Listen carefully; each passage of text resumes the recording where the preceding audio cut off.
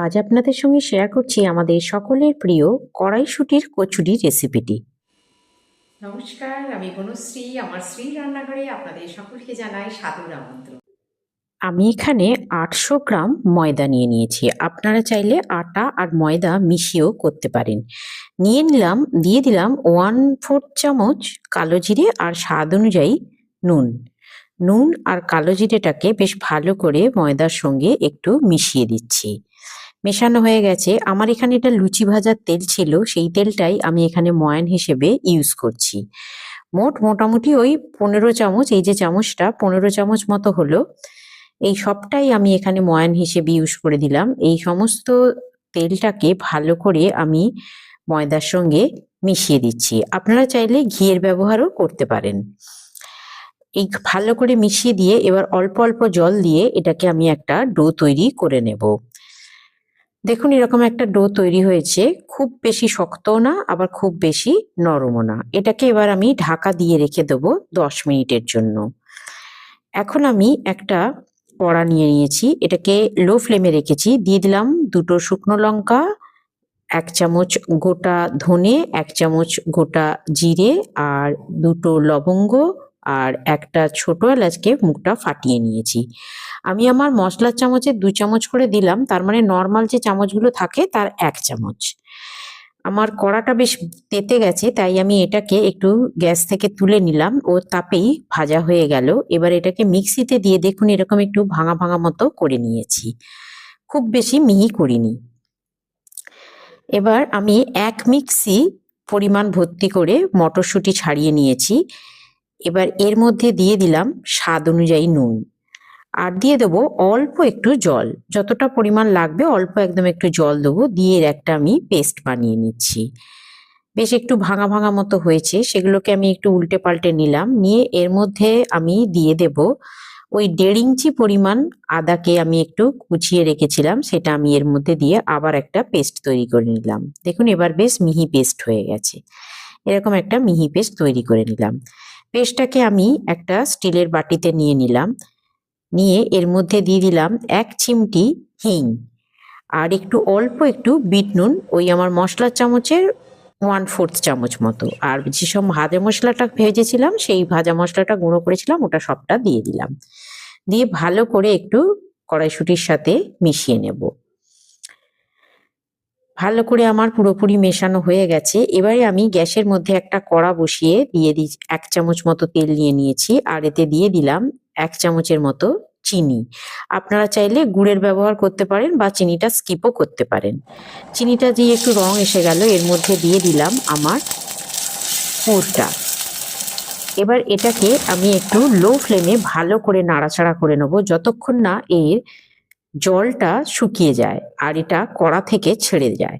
একটু লো ফ্লেমে সময় নিয়ে কিন্তু এটাকে আমি ভেজে নেব। দেখুন এবার কড়া ছাড়তে শুরু করে দিয়েছে, তার মানে এটা আমার ভাজা হয়ে গেছে আর এর জলটাও শুকিয়ে গেছে।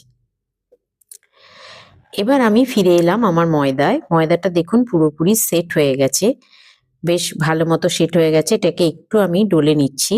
নিয়ে দেখুন এরকম সাইজের একটু লেচি করছি, মানে বেশ একটু বড় লেচি করছি, কারণ পুরটা একটু আমাদের বাড়িতে বেশি খেতে পছন্দ করে, তো একটু ভালো করে পুর দেবো, তো একটু বড় বড় লেচি করছি। আপনারা যেরকম পুর দেবেন সেরকম লেচি করবেন। আমি কিভাবে করি সেটা একটু দেখিয়ে দিই। আমি কিন্তু কোনো গর্ত মতো ঠোল করি না, একদম পুরো লেচিটাকে টেনে টেনে পুরো ফ্ল্যাট করে বাড়িয়ে নিলাম। দেখুন মোটা করে একটু বাড়িয়ে নিলাম। নিয়ে এবার এর মধ্যে 1 চামচ পুর দিয়ে এই পুরটাকে আমি হাত দিয়ে একটু মেলে দেব। মানে পুরো যেরকম আমার কচুরিটা, আমি তো পুরো অংশে পুর থাকবে, তাই আমি একটু ভালো করে হাত দিয়ে এটাকে মেলে দেব। দিয়ে চারপাশ থেকে জড়ো করে মুখটা এইভাবে সিল করে দেব। এতে কি হয়, আর পুরটা বেরোবার সম্ভাবনা থাকে না, সে আপনি যেভাবেই বেলেন না কেন। ওই জন্য একটু ভালো করে মুখটা যে সিল করে দিলাম, যাদের যে কচুরি ভাজতে গেলে যে পুরটা বেরিয়ে যায়, এইভাবে মুখটাকে যদি সিল করে দেন তাহলে কিন্তু বেরোবে না। আর এইখানে একটু ময়দা রেখে দিয়েছিলাম, ময়দার মধ্যে ভালো করে একটু কোট করে ওই মুখটাকে আমি একদম লক করে দিচ্ছি। এতে কিন্তু কড়াইশুঁটির পুরটা কোনোভাবেই বেরিয়ে যাবে না, সে আপনি যেভাবেই ভাজুন না কেন। আমি আর একটা একটু দেখিয়ে দিচ্ছি হালকা করে, যে এইভাবে টেনে টেনে বাড়াবেন, কোনো রকম গর্ত বা ঠোল মতো করবেন না। আর কড়াইশুঁটির পুরটা নিয়ে একটু ভালো করে মেলে দেবেন। দিয়ে মুখটা ভালো করে লক করে একবার ময়দা দিয়ে কোট করে নেবেন। এইভাবে আমি সবকটা তৈরি করে নিয়েছি। আমি এখানে একটা রুটি মেকার নিয়ে নিয়েছি, এটা একটা রুটি মেকার। তো রুটি মেকারেও কিন্তু খুব সুন্দরভাবে বেলে নেওয়া যায়। এর বেশ কয়েকটা সুবিধা আছে। আমি এখানে একটা প্লেট মতো নিয়ে নিয়েছি, নিয়ে এর মধ্যে একটা ন্যাপকিন দিয়ে দিলাম। আপনারা চাইলে ঘরে থাকা কোনো পরিষ্কার কাপড়ও এরকম ভাঁজ করে বা রুমালও দিয়ে দিতে পারেন। এইভাবে দিয়ে এবার আমি একটা লেচিকে এর মধ্যে দিয়ে দেখুন কিভাবে বেলে নিচ্ছি। এতে খুব সুন্দরভাবে বেলা হয়ে যায়, তার সঙ্গে কি হয় প্রায় 80% বেশি কুক হয়ে যায়, যার জন্য আপনি যখন পরে এটাকে ভাজবেন তখন কিন্তু আর আপনার তেলটাও একদম বেশি টানবে না। এটা কিন্তু পুরোপুরি প্রায় ভাজা হয়ে গেল। আর আপনারা যদি কড়াইশুঁটির পরোটা খেতে চান তাহলে কিন্তু এর মধ্যে তেল ব্রাশ করেও আপনারা সেটা খেয়ে নিতে পারেন। আলাদা করে আর ভাজা দরকার নেই, এখানেই তেল ব্রাশ করে পরোটা হয়ে যাবে। তো দেখুন আমি একটা ভেজে আপনাদের দেখালাম, এবার আরেকটাও আমি ভেজে দেখাচ্ছি। মানে এটাতে আপনি একসাথে অনেকগুলো ভেজে নিতে পারবেন আর ভীষণভাবে স্বাস্থ্যকর এটা। আপনাদের যাদের কাছে রুটি মেকার আছে তারা এই প্রসেসটা করতে পারেন। আমি সবকটা এইভাবে রুটি মেকারে করে নিলাম, আর যাদের কাছে রুটি মেকার নেই তারা এইভাবে বেলন চাকিতে বেলে নেবেন।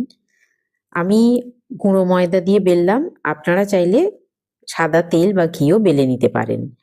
তবে এভাবে বেলে নিলে একটু অসুবিধে এটাই হয় যে একটা একটা করে বেলতে হয় আর এবং সময়টা একটু বেশি লাগে।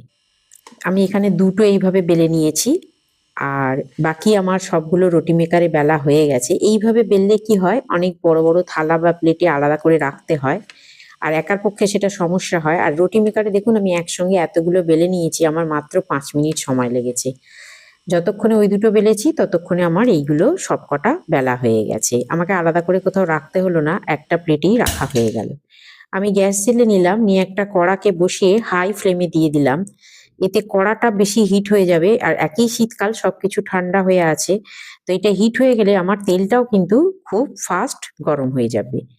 আমি তেল দিয়ে দিয়েছি কড়ায়। দেখুন আমি একটা কচুরিকে একটু ছেড়ে দেখালাম, দেওয়ার সঙ্গে সঙ্গে এটা ফুলতে শুরু করেছে। কোনো রকম পুর বেরোবে না, কারণ পুরটা ওই রুটি মেকারে আমি যেহেতু বেলেছি এটা, তো ওটা পুরো সেট হয়ে বসে গেছে। তাই দেখুন একদম দেওয়ার সঙ্গে সঙ্গে ফুলে গেল এবং কোনো রকম তেল টানবে না। এটা একদম হালকা ফলফলে, মানে একদমই হালকা এটা। আর একটা দেখুন দিয়ে দেখাচ্ছি, ইচ্ছা করেই কড়ার গায়ে দিলাম, যে কড়ার গায়ে দেওয়ার সময় দেখবেন অনেক সময় আমাদের কোনো যদি এমনি সাধারণভাবে বেলন চাকিতে বেলা হয় তাহলে সেটা কিন্তু কড়ার গায়ে জড়িয়ে যায়, কিন্তু এইভাবে যদি রুটি মেকারে বেলা হয় তাহলে কিন্তু এটা কড়ার গায়ে জড়াবেও না। এটা কিন্তু খুব ইজিলি, এমনি যেহেতু সেকা হয়ে গেছে, এটা আবার ধীরে ধীরে কড়ায় চলে যাবে এবং সুন্দরভাবে ভাজা হয়ে যাবে। আমার রেসিপিটি কেমন লাগলো আপনি অবশ্যই কমেন্টে জানাবেন। আর আপনার মতামত আমার কাছে খুবই গুরুত্বপূর্ণ। আপনি কোন শহর বা গ্রাম থেকে দেখছেন আমাকে কমেন্টে অবশ্যই জানাবেন, আর আপনার নামটা জানাতে অবশ্যই ভুলবেন না। ভিডিওটি পুরো দেখার পর ভালো লাগলে একটা লাইক করে দেবেন এবং পাশে থাকা বেল আইকনটি প্রেস করে দেবেন, যাতে আমার সমস্ত রেসিপি আপনার কাছে পৌঁছে যায়। আপনার কোনো প্রিয়জন বা বন্ধুর কাছে রেসিপিটি শেয়ার করে দেবেন, যাতে আপনি আপনার নিজস্ব সময় মতো দেখে নিয়ে একবার রান্নাটি করতে পারেন। দেখুন এইভাবে আমি সবকটা কচুরিকে ভেজে নিচ্ছি। প্রত্যেকটাই কিন্তু দুখল হয়ে ফুটছে এবং কোথাও এতটুকু পুর বেরিয়ে যাচ্ছে না।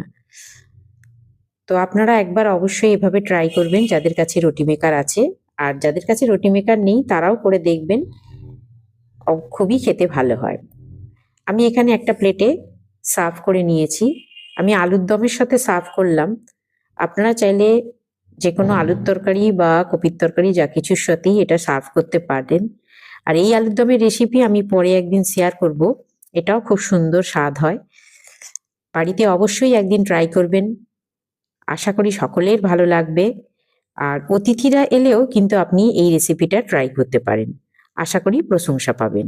আজ এ পর্যন্তই, আবার আসবো অন্য একটি রেসিপি নিয়ে। ধন্যবাদ।